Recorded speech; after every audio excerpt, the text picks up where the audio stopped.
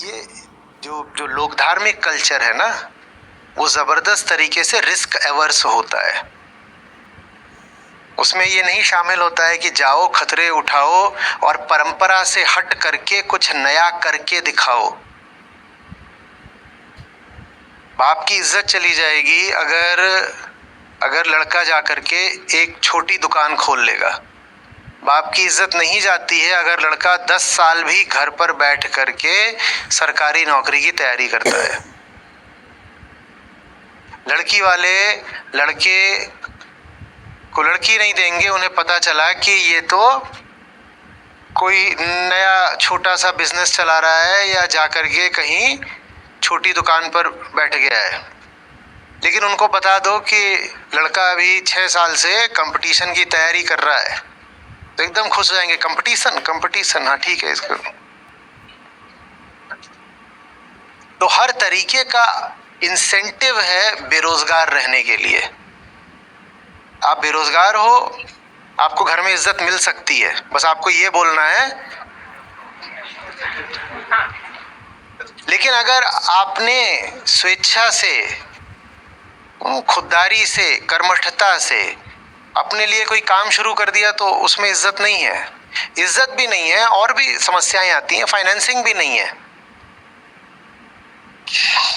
हम बड़ी फंडिंग की बात नहीं कर रहे हैं, वीसी वाली जो माइक्रो फाइनेंसिंग होती है, जो एक छोटी सी दुकान के लिए चाहिए होती है, भारत में उसकी उपलब्धता बड़ी गड़बड़ है।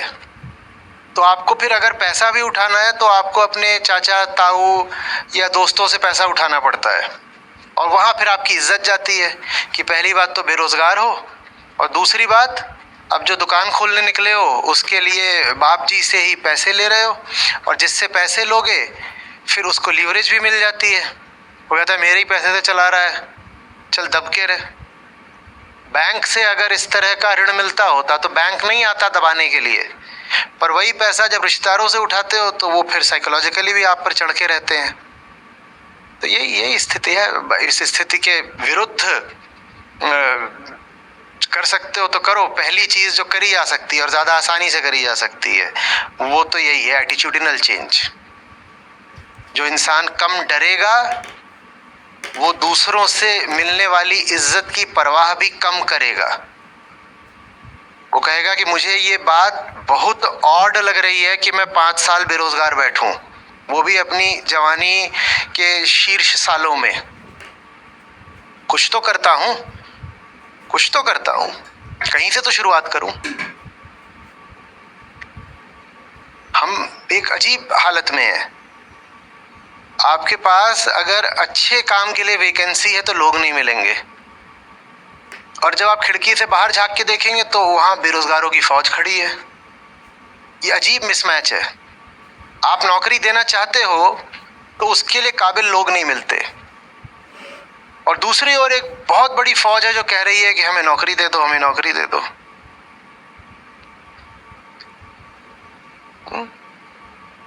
समस्या सिस्टमिक तो है ही, एटीट्यूडिनल ज्यादा है। एटीट्यूडिनल ना होती तो कम पढ़े लिखों में बेरोजगारी कम ना पाई जाती।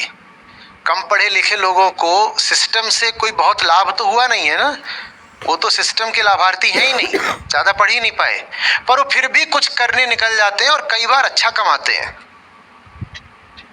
ये जो पढ़ी लिखी जमात होती है, इसके ऊपर आता है लोक संस्कृति को ढोने का उत्तरदायित्व।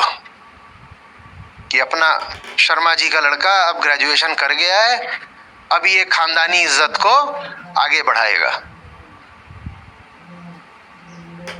जितने भी काम है ना जो नवीनता मांगते हैं, आप देखोगे भारत में तो वो काम वो लोग कर रहे हैं जो लोक संस्कृति के दायरे के बाहर के हैं। समझ में आ रही है? संस्कृति बस वही नहीं चीज है जो आपकी पर्सनल लाइफ खराब कर